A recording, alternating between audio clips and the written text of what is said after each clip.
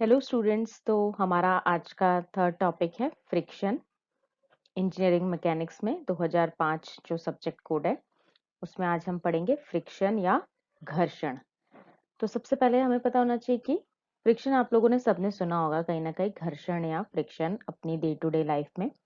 तो हमारी लाइफ में फ्रिक्शन जो है वो बहुत ही ज़रूरी है। और अगर आप कोई भी चीज़ को पकड़ पा रहे हैं और अगर आप जमीन पे चल पा रहे हैं तो इसकी वजह सिर्फ घर्षण ही है। बिना फ्रिक्शन या घर्षण के कुछ भी करना मुश्किल है। तो आपको पता है कि क्या है फ्रिक्शन या फिर घर्षण, इसके बारे में हम आज थोड़ा सा डिटेल में बात करते हैं। फ्रिक्शन क्या है? फ्रिक्शन एक बल है या फोर्स है जो किसी भी वस्तु की गति में अवरोध पैदा करता है। कोई भी वस्तु किसी गति से अगर चल रही है तो उसमें जो उसकी गति में जो अवरोध पैदा होगा वो ही फ्रिक्शन है। उदाहरण के तौर पर वाहन में लगी ब्रेक, पेपर पर लिखना, मैचस्टिक को जलाना आदि, ये सब एग्जाम्पल्स हैं हमारे फ्रिक्शन के या घर्षण के। आप जैसे इस पिक्चर में देख सकते हैं, एक ब्लॉक रखा हुआ है, रेस्ट करता है एक सरफेस पे। तो अगर हमारा फोर्स जो है वो राइट डायरेक्शन में लग रहा है तो इसी के ऑपोजिट जो लगेगा हमारा फ्रिक्शन फोर्स लगेगा। ये है सतह, जिस सतह पर हमारा ऑब्जेक्ट खिसक रहा है उस वो ऑब्जेक्ट और जो हमारी जमीन है जिस पर वो सरफेस पे रखा हुआ है उसके बीच का ये उसके बीच का ये अवरोध है। तो हमेशा फ्रिक्शन लगाए गए फोर्स के विरुद्ध दिशा में ही लगता है। तो जिस जिस दिशा में हमारा फोर्स लग रहा है उसके ऑपोजिट ही हमेशा हमारा फ्रिक्शन लगेगा, फ्रिक्शन फोर्स लगेगा। घर्षण किसे कहते हैं और ये क्या है? तो जब किसी पिंड को अन्य पिंड पर गतिमान किया जाता है, जब किसी वस्तु को, किसी ऑब्जेक्ट को किसी और पिंड पर हम गतिमान करेंगे या फिर सरफेस पे हम उसको चलाएंगे या गतिमान करने का प्रयास करेंगे, तो उनके संपर्क तलों के मध्य में जो उपस्थित वह बल जो उनकी एक दूसरे की सापेक्ष गति का विरोध करता है, घर्षण बल कहलाता है। तो जैसे अभी हमने डिस्कस किया, जो ब्लॉक है उसको हम सरफेस पे अगर हम खिसकाना चाहते हैं तो जो सरफेस और बॉडी के बीच में, ब्लॉक के बीच में जो जो रेजिस्टेंस फोर्स होगा वो ही हमारा फ्रिक्शन होगा। तो पिंडों के पृष्ठ पूर्णतः चिकने नहीं होते, जैसे हमने पढ़ा था लास्ट लेक्चर में कि जो हमारा फ्रिक्शन जो वस्तु जो हमारा पिंड है उसकी जो सरफेस होती है वो चिकनी और खुरदरी होती है। दो तरीके से इसकी सरफेस होती है। तो ये पूर्णतः चिकनी तो होती नहीं है, तो रफनेस तो एग्जिस्ट करती है। जब इनको उच्च क्षमता से सूक्ष्मदर्शी द्वारा देखा जाता है तब इनमें खुरदरापन होता है तथा कई स्थानों पर अनियमितताएं होती हैं। तो जब हम किसी भी वस्तु को, किसी भी पिंड को जब हम माइक्रोस्कोप से देखेंगे तो हमें दिखाई देगा कि इसमें कुछ ना कुछ रफनेस होती है और अनियमितताएं होती ही हैं। कोई भी जो वस्तु है, कोई भी पिंड है, वो पूर्ण रूप से चिकना नहीं होता। तो जब एक सतह को दूसरी सतह के ऊपर रखा जाता है तो अणुओं के समूह एक दूसरे को दबाते हैं, जो एटम्स रहते हैं वो एक दूसरे को दबाते हैं तथा अनियमितताएं एक दूसरे में फंस जाती हैं। और जो जो रफनेस है, जो बॉडी की रफनेस है और जो रेगुलरिटीज हैं, अनियमितताएं हैं हमारे पिंड में, वो एक दूसरे में फंस जाती है, जिससे एक प्रकार की अतिप्त वेल्डिंग हो जाती है। और यह स्थिति जो होती है अंतर परमाणविक बलों के कारण उत्पन्न होती है। जो इंटरमॉलिक्यूलर जो फोर्सेस रहते हैं उसकी वजह से यह स्थिति उत्पन्न होती है। तो जब एक सतह पर फिसलती है तब अणुओं के मध्य बने बंधों को तोड़ने में आवश्यक बल घर्षण बल कहलाता है। और जब एक सतह पर ये जो हमारी जो जो बॉडी है वो एक सतह पर फिसल रही है तब जो उसके जो एटम्स है उसके बीच में बने हुए जो बंधन है उसको तोड़ने में आवश्यक बल जो होता है वो घर्षण बल कहलाता है। तो घर्षण बल की परिभाषा क्या हो गई? यह बल संपर्क बल का वह घटक है जो कि संपर्क के समानांतर लगता है।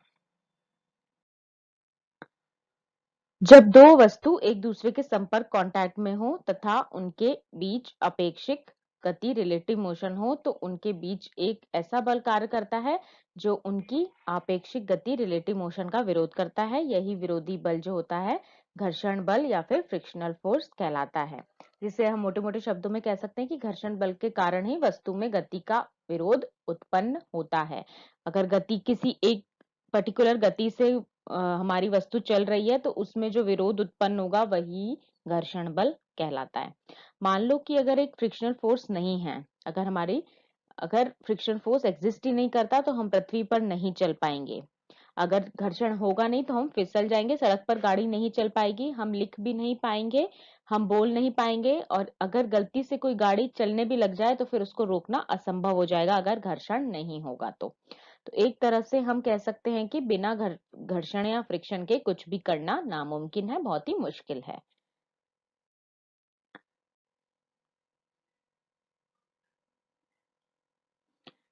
तो घर्षण बल की उत्पत्ति के कारण क्या है? पुराना मत ओल्ड व्यू के अकॉर्डिंग ऐसा माना जाता है कि जब दो वस्तुएं परस्पर संपर्क में आती हैं तो एक सतह का खुरदरापन दूसरी सतह के खुरदरेपन में फंस जाता है, जो कि हमने बात की इरेगुलरिटीज जो रहती है बॉडी में, वस्तु में, जो भी ऑब्जेक्ट में इरेगुलरिटीज रहती है, खुरदरापन रहता है। तो जब दो वस्तुएं आपस में संपर्क में आती हैं तो जो एक सतह का खुरदरापन है वो दूसरी सतह के खुरदरेपन में फंस जाता है, और ये कारण है हमारे घर्षण बल का। और नया मत क्या कहता है? नया मत कहता है कि दो सतह के वास्तविक संपर्क बिंदु पर सतहों के परमाणु एवं अणु एक एक दूसरे के प्रबल रूप से आकर्षित करते हैं। तो ये परमाणु न्यूक्लियर और एटॉमिक फोर्सेस होते हैं, उसकी वजह से, अट्रैक्शन फोर्सेस की वजह से ये घर्षण बल उत्पन्न होता है, और यही आकर्षण जो गति है वो गति का वो विरोध करती है। जो आकर्षण हो रहा है, यही जो अट्रैक्शन हो रहा है न्यूक्लियर एटॉमिक, उसी की वजह से गति का विरोध होता है, और यही घर्षण बल का कारण है। तो घर्षण बल की निर्भरता किस किस पे ये डिपेंड करता है? घर्षण बल, फ्रिक्शनल फोर्स, घर्षण बल केवल संपर्क सतहों के संपर्क कणों द्वारा घेरे गए क्षेत्रफल पर निर्भर करता है।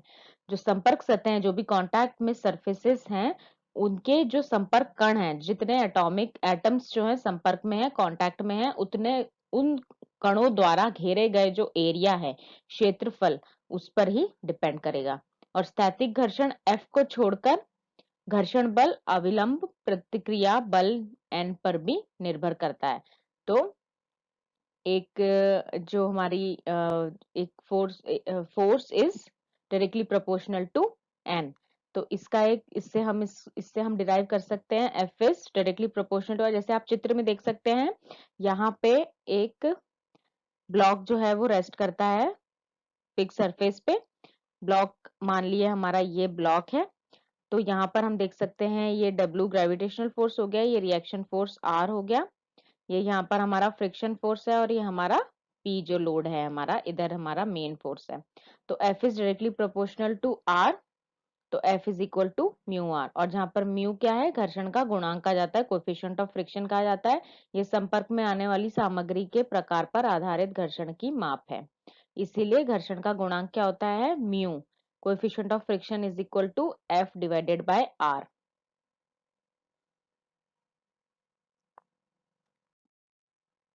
घर्षण के प्रकार, टाइप्स ऑफ फ्रिक्शन।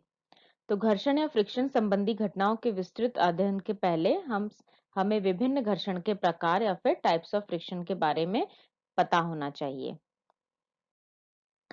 सबसे पहला है ड्राई फ्रिक्शन। शुष्क घर्षण क्या है? जब संपर्क में स्थिति दो अस्नेहत ठोस सतह एक दूसरे पर फिसलने या फिसलने का प्रयास करें तो उनके मध्य यह बल होता है, इसे कूलाम घर्षण भी कहते हैं। कूलाम फ्रिक्शन भी इसे कहा जाता है। जब दो कांटेक्ट सरफेसेस जो हैं वो ठोस सतह पर होती है, ठोस सतह फ्रिजिड सरफेसेस हैं, एक दूसरे पर फिसलने या फिसलने का स्लाइड होने का कोशिश करती हैं, तो उनके बीच में जो फोर्सेस होते हैं वो ड्राई फ्रिक्शन होता है, या कूलाम घर्षण भी इसे कहा जाता है। तो इसके दो प्रकार हैं, स्थैतिक घर्षण और गतिज घर्षण। फिर है हमारा फ्लूइड फ्रिक्शन। फ्लूइड फ्रिक्शन या फिर तरल घर्षण, जब किसी द्रव के आसन्न परतें अलग अलग वेगों से गति करती है।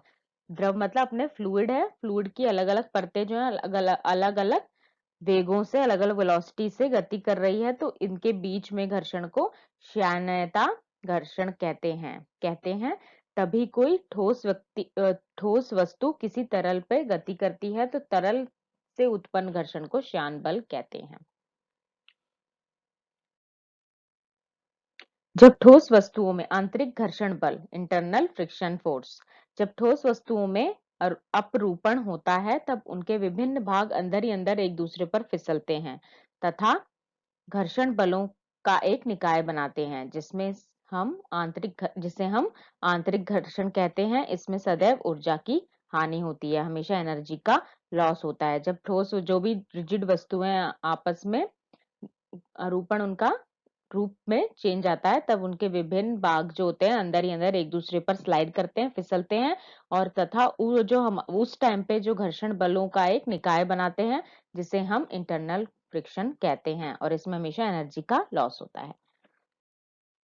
स्टैटिक फ्रिक्शन या स्टैटिक घर्षण, घर्षण बल जो कि संपर्क तलों के मध्य सापेक्ष गति होने से पहले कार्य करता है, स्थैतिक घर्षण कहलाता है।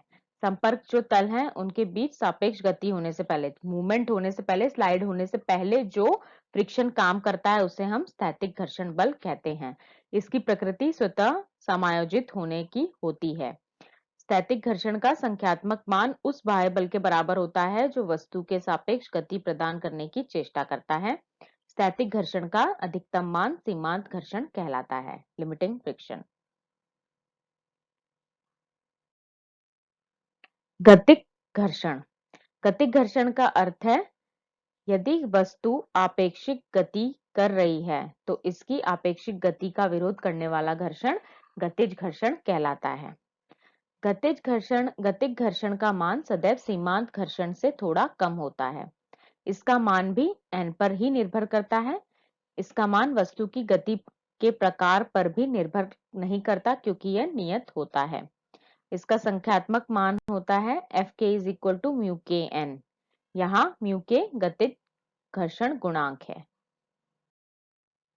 बेलनी या लोटनी घर्षण या रोलिंग फ्रिक्शन, यह घर्षण बल वह घर्षण बल जो किसी पिंड या वस्तु के किसी तल पर घूर्णन गति करने के कारण उत्पन्न होता है। मोमेंट अगर किसी तल पर है तो उस टाइम पे उस वस्तु में रोलिंग फ्रिक्शन होगा या बेलनी घर्षण कहलाता है। जब कोई पिंड किसी पथ पर लुढ़कता है तब संपर्क क्षेत्रफल बहुत कम होता है। जब कोई पिंड किसी पथ पर, कोई सरफेस पर लुढ़कता हुआ रोलिंग करते हुए जाता है तो उसका जो संपर्क होता है, उसका कांटेक्ट जो एरिया होता है वो बहुत कम होता है, जिससे कि दाब बहुत अधिक होता है। लिमिटिंग फ्रिक्शन फोर्स, सीमांत घर्षण बल, यदि कोई वस्तु स्थिर है तो उस पर केवल स्टैटिक फ्रिक्शन फोर्स ही कार्य करता है। यदि वस्तु पर बाह्य बल का मान बढ़ाते जाएं तो स्थैतिक घर्षण बल का मान भी बढ़ने लगता है तथा एक समय पर मैक्सिमम हो जाता है, जिसके बाद वस्तु चलने लग जाती है, और इसी मैक्सिमम मान के सीमांत घर्षण बल या फिर लिमिटिंग फ्रिक्शन फोर्स कहते हैं। तो हम कह सकते हैं कि स्थैतिक घर्षण बल के अधिकतम मान को सीमांत घर्षण बल कहा जाता है। लॉ ऑफ लिमिटिंग फ्रिक्शन क्या है? सीमांत घर्षण के नियम हैं कुछ, वो क्या है देखते हैं। सीमांत घर्षण बल Fl दोनों सतहों के मध्य लगने वाले अभिलंब प्रतिक्रिया बल N के समानुपाती होता है। वस्तु पर सीमांत घर्षण बल सदैव वस्तु की गति करने की चेष्टा करने के विपरीत दिशा में होती है। सीमांत घर्षण बल स्पर्श करने वाली सतहों के आभासी क्षेत्रफल पर निर्भर नहीं करता जब तक कि संपर्क वाली दो वस्तुओं की अभिलंबित प्रतिक्रिया समान रहे। यह संपर्क सतहों के पदार्थ एवं उनके चिकनेपन या खुरदरेपन पर निर्भर करता है। इसका मान अन्य प्रकार के घर्षण बलों से अधिक होता है। Law of kinetic friction, static friction का मान कॉन्टैक्ट सरफेस के नेचर पर डिपेंड करता है और उनके साइज और शेप पर नहीं। स्टैटिक फ्रिक्शन का मान लिमिटिंग फ्रिक्शन से हमेशा कम होता है और स्टैटिक फ्रिक्शन का मान नॉर्मल रिएक्शन फोर्स के समानुपाती होता है। घर्षण बल या फ्रिक्शन को कम करने के उपाय, सबसे पहले यूजिंग लुब्रिकेंट। तो घर्षण बल को कम करने के लिए प्रयुक्त किए जाने वाले पदार्थों को स्नेहक या फिर लुब्रिकेंट कहा जाता है। जो भी पदार्थ घर्षण बल को कम करने के लिए यूज किए जाते हैं उन्हें लुब्रिकेंट या फिर स्नेहक कहा जाता है। ये पदार्थ संपर्क में रखे दो तलों के मध्य पतली परत का निर्माण करते हैं, पतली परत बनाते हैं, और हल्की मशीनों में कम शयान्यता वाले फ्लूइडिटी वाले पतले तलों को घर्षण कम करने के लिए प्रयुक्त किया जाता है, जैसे कि घड़ियों में, सिलाई मशीन में, घर पे आप लोगों ने देखा होगा। भारी तथा तीव्र गतिमान मशीनों में गाढ़ा तेल या ग्रीस का उपयोग किया जाता है। संपीड़ित वायु का भी प्रयोग स्नेहक के रूप में किया जाता है। उच्च दाब पर वायु को मशीन के गतिशील भाग में प्रवाहित करने से घर्षण में कमी आ जाती है। बॉल बेयरिंग द्वारा यूजिंग बॉल बेयरिंग दूसरा तरीका है। गतिशील पहिए शाफ्ट अथवा धुरियों को धुरियों के खांचे के मध्य लगाई जाने वाली धातु की छोटी छोटी जो गोलियां होती हैं वो बॉल बेयरिंग कहलाती हैं। और बॉल बेयरिंग का उपयोग वस्तु की गति को लौटनी गति में परिवर्तन करने के लिए भी किया जाता है, और इस स्थिति में घर्षण बल का प्रभावी मान बहुत ही कम होता है। फिर यूजिंग पॉलिश के द्वारा घर्षण बल का मान संपर्कित पृष्ठों पर पॉलिश करके भी कम किया जा सकता है। पॉलिश द्वारा संपर्कित पृष्ठ उभार तथा गर्तों भरकर सपाट हो जाता है, जिससे अंतर परमाणिक जो इंटर एटॉमिक जो अट्रैक्शन फोर्सेस होते हैं वो अपेक्षाकृत कम बनाते हैं तथा घर्षण बल का मान कम हो जाता है। एडवांटेजेस ऑफ फ्रिक्शन, घर्षण के क्या लाभ हैं? घर्षण बल हमें पृथ्वी की सतह पर चलने में सहायक करता है। घर्षण की अनुपस्थिति में हम सतह पर चलने के बारे में सोच भी नहीं सकते हैं। कागज की सतह व पेन के शीर्ष के मध्य घर्षण बल हमें लिखने में सहायता करता है। तेलीय अथवा चिकने पृष्ठ पर लिखना मुश्किल होता है क्योंकि वहां घर्षण का अभाव होता है। वाहन के पहियों व सड़क के मध्य घर्षण बल वाहन को रोकने में सहायता करते हैं जब उस पर ब्रेक लगाए जाते हैं। घर्षण के अभाव में वाहन पर ब्रेक लगाने से वाहन सड़क पर फिसल जाएगा, इसलिए घर्षण बहुत जरूरी है। पहिए की परिधि पर घूमता हुआ पट्टा घर्षण के कारण पहिए पर बना रहता है। एक चाक व श्यामपट्ट जो ब्लैकबोर्ड होता है के मध्य घर्षण बल ही ब्लैकबोर्ड पर या श्यामपट्ट पर लिखने में सहायक होता है। घर्षण बल की हानियां क्या हैं? डिसएडवांटेज ऑफ फ्रिक्शन क्या है? घर्षण के कारण गति करती हुई वस्तु की ऊर्जा में की काफी मात्रा हीट एनर्जी या फिर ऊष्मा ऊर्जा के रूप में व्यर्थ चली जाती है, तो ये एक बहुत बड़ा लॉस है। यह वाहन, रॉकेट, ट्रेनों इत्यादि के वेग को निश्चित सीमा में आगे नहीं बढ़ने देता है। घर्षण के कारण मशीनों की दक्षता का ह्रास होता है, जो एफिशिएंसी होती है वो कम हो जाती है, और घर्षण बल के कारण मशीनों के गतिमान भाग घिस जाते हैं। तो ये था ऑल अबाउट फ्रिक्शन। अब आगे हम कंटिन्यू करेंगे। बेसिक्स थे फ्रिक्शन के बारे में, घर्षण के बारे में। नेक्स्ट लेक्चर हम इसके आगे पढ़ेंगे।